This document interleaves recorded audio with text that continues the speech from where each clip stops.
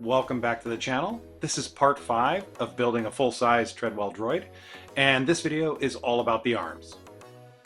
I have a collection of parts that make up the arms, from 3D printed parts, aluminum tubes, brass tubes, and found parts.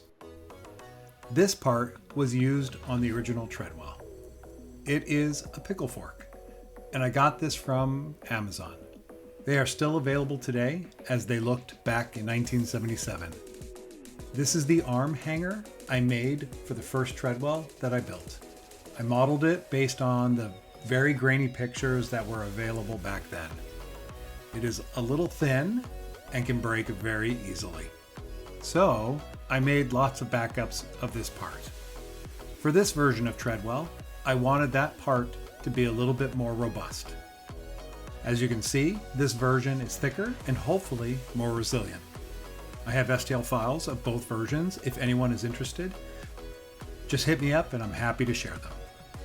These small parts could be bits of tubing or 3D printed, as these are. The parts are used as end caps or to give the tubes some dimensional texture. For this Treadwell, I'll be making arms that match the A New Hope droid and adding one of the arms from Empire. You can combine 3D printed parts and different size tubing. These parts are very specific to one arm. That flat piece sitting there is part of one of the arms I have on my first Treadwell. This little piece right here is a faux pneumatic fitting.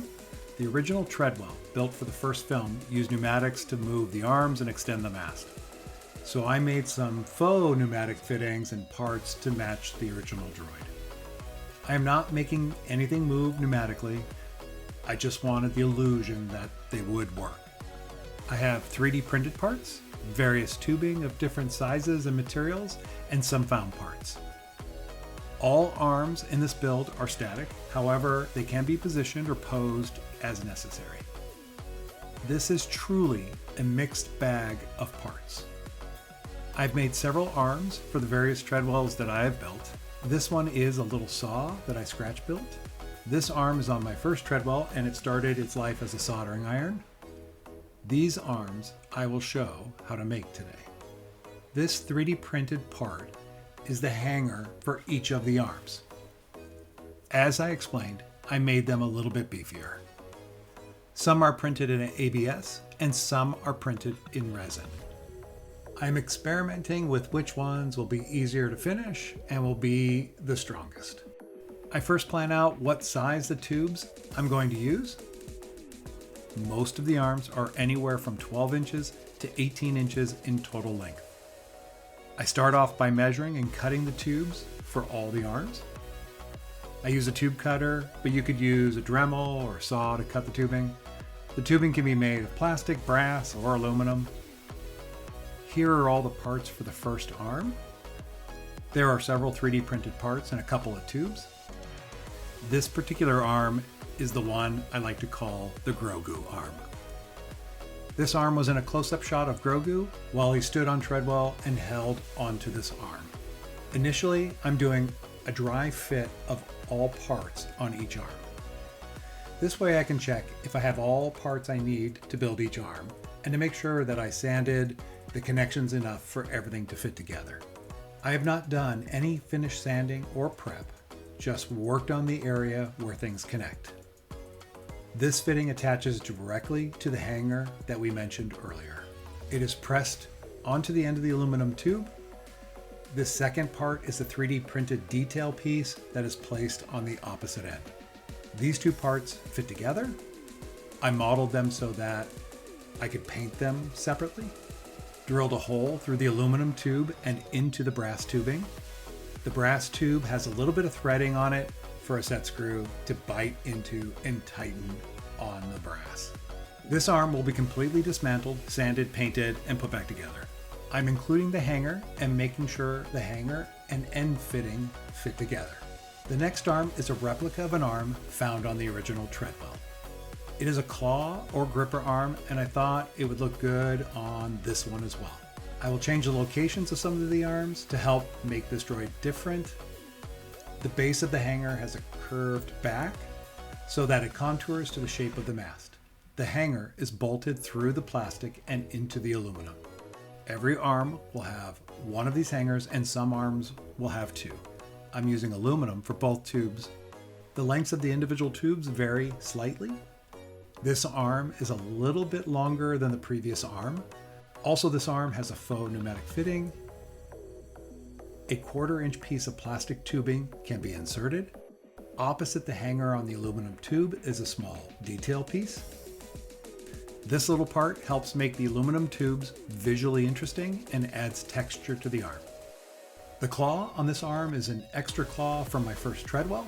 I made extra parts because I thought for sure they would break. The claw is 3D printed in ABS plastic.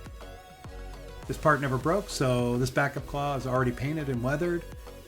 Attach the claw with a set screw.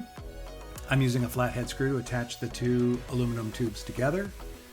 For the third arm, I'm making a replica of an arm found on the original Treadwell. Drilled holes in the tubes so they can be attached together. I believe this arm is going to be about 16 or 17 inches long. It does not really matter since the arms look like they telescope. This main aluminum tube gets a hanger on the end of the tube as well as a detail part on the opposite end. When positioning the hangers, keep in mind the location of the set screws. You will want the set screw facing the mast. You'll also want the end of the arm to be positioned so that it looks interesting. For the end of the arm, I made a 3D printed part to replicate one found on the original Treadwell. There are two small brass tubes that stick into this part. Then the smaller tube of the arm attaches to the very back of the 3D printed part. Use a set screw to attach the two aluminum tubes together. The fourth arm of this video is a little bit more complicated. This arm is designed based on the arm seen in Empire Strikes Back when Treadwell was on the Millennium Falcon. The original Treadwell built for Star Wars was also used in Empire Strikes Back. To start, I glue these small intermediate tubing pieces to the two smaller arm tubes. Basically, my small tube is 3 sizes smaller than the outer tubes, and this will help bridge the gap between the two metal tubes. Add the set screw so that the holes remain aligned until the glue has a chance to dry. Slip this assembly into the larger tube and screw them together. Once again, I'm using 3D printed parts for the details. This 3D printed part is completely coated in a putty that helps fill in the lines. Again, this was a part that I had left over from the last Treadwell build. Attach the hanger to the main tube of the arm. It also has a faux pneumatic fitting. There are a total of 4 metal tubes. 2 are for the main arm, and the other 2 are simulating a pneumatic piston. The fake pneumatic piston has a couple of different parts. The larger of the 2 tubes has a hanger attached, just like the main arm. It also has a faux pneumatic fitting. Let me place the hanger here for you so you can see how this all fits together. I'm using a second hanger now for the fake pneumatic piston. Press this into place and these 2 parts intersect. Place the smaller tube inside the larger tube here and attach it with a set screw. The end of this fake piston fits onto the end cap of the aluminum tube and creates the illusion that the fake pneumatic piston would move the upper arm. For the end of the arm, I slip on the first 3D printed part.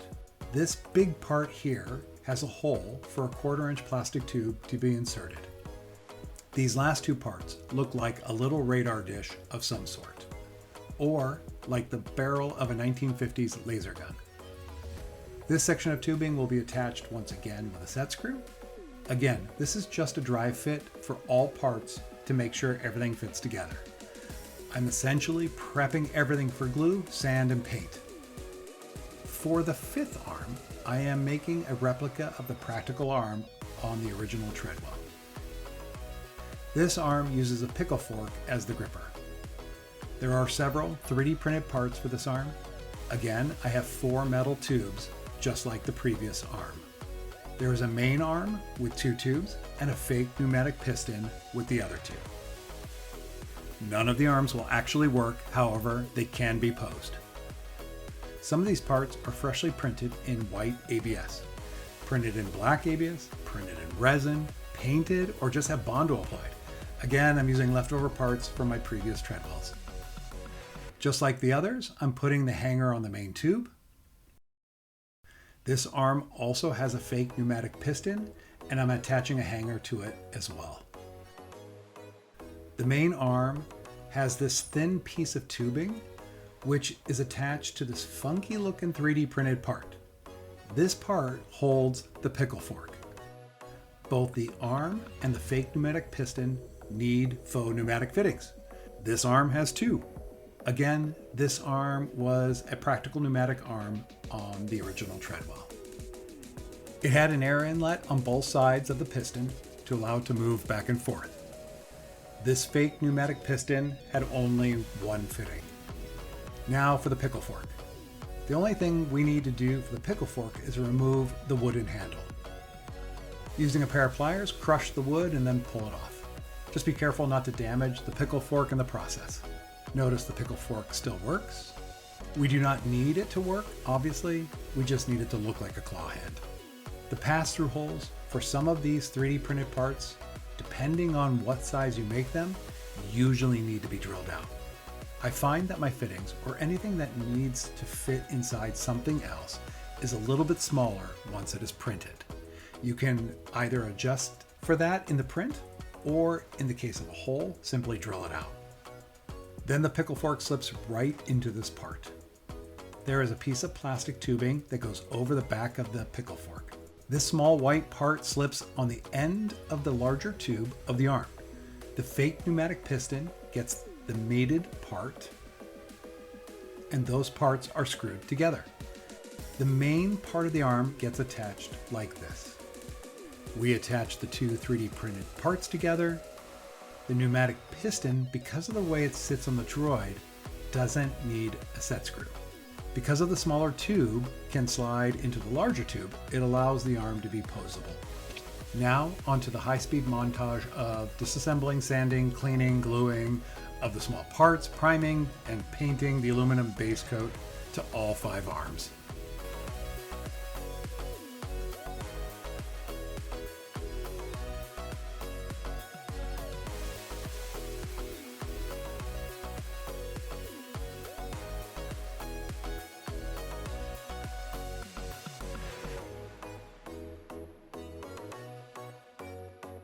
The arms are reassembled with a base coat of aluminum colored spray paint.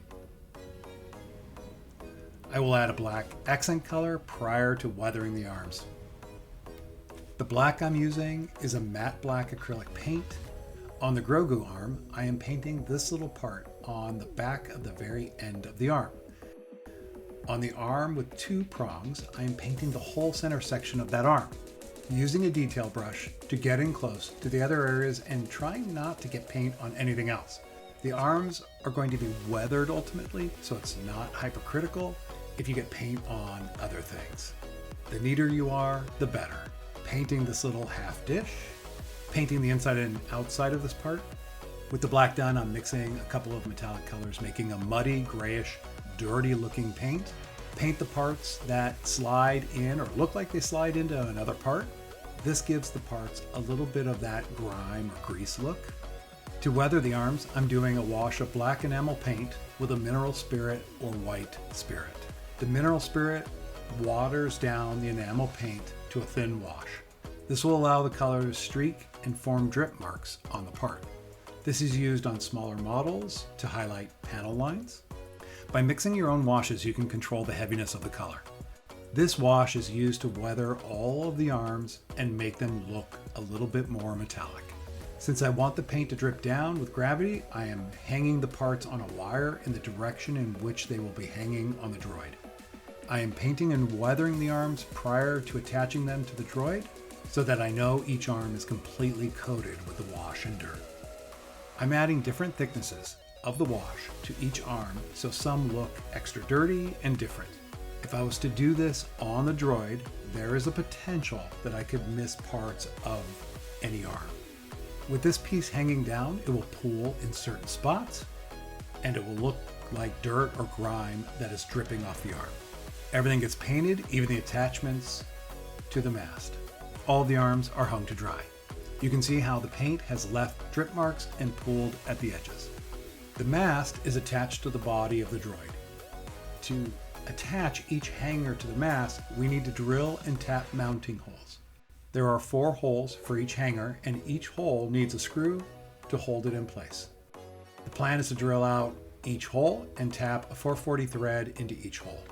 The basic process is to put the hanger into position, use a center punch to put a divot into the aluminum at the first hole, drill out that hole, then tap that hole with the 440 size tap. Mount the hanger to that one hole. Repeat that process for the next hole, and then the next hole, and then the next hole. You must remove the hanger each time because it's going to get in the way of the drill. Use a number 43 drill bit with a 440 tap with plenty of lubricant. Go slow, give yourself plenty of time. Do not try to cut the threads in one go. Ease into it and back out often. Backing out clears the thread cutters of debris. The aluminum is soft, but it is very, very easy for the tap to bind in the hole. If you're not careful, you will snap the tap inside the aluminum. And that is the process over and over again. I'm using slotted screws just to help with the 1970s aesthetic. With the help of some light editing, we have all 8 of our hangers in place. With the hangers in place, it is time to attach the arms. The arms are also attached with 440 screws. The arm is pressed into the hanger and a screw is run all the way through both parts. A nut secures the arm to the hanger. Once everything is painted, then the screws will match and blend into the arms. For this droid, the placement of the arms is different from my first Treadwell. There are many good resources for high resolution pictures. Use those resources to figure out where you want to place your arms. The arm placement can be a bit arbitrary as they appear as they can move around the mast. You can clearly see the color difference between the aluminum mast and the painted arms. The arms are weathered, of course, and we will do the same type of weathering to the mast. 3D printing a small square block where I want clear tubing to terminate. This part covered the hole leading into the mast for the pneumatic tubes to get down to the lower body. I do not need the clear plastic tubes to go into the mast, so they stop at this little box. One end of the clear plastic tube goes into the faux pneumatic fittings, and the other goes into the box. The clear plastic tube has a 1/4 inch outside diameter and comes in a roll. Before using the tubing, unroll it and warm it up slightly to take out some of the curl. The box has space for 4 tubes on top and 4 on the bottom. Figure out which tubes will go where and make sure each tube has enough length to reach the box. Cut the tubing and press the end into the opening. They are a little tight, so there is no need for glue. The box was sanded, primed, and then painted the same aluminum color that I did the arms. The box also needs to be mounted the same way as the hangers. The drilling and tapping of this mast are really one of the more time-consuming parts of this build. The tubes are pressed into the holes in the box.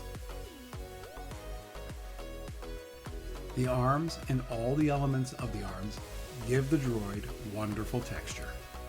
Finally, I ran the power wire and motor wire down to the base of the mast, soldered on new connectors and plugged them into the speed controller that is attached to the base. The wire must be able to be disconnected because the mast, head, and arms go into a case and are separate from the base for transportation. We're going to stop right there with this video. There is one more video in the series, and it is going to be about painting and the finishing and all the weathering and ultimately getting the droid up and running and moving. So you'll see the finished droid in the next video, so stay tuned for that. Thank you again for watching. Please like and subscribe, and we'll see you in the next one.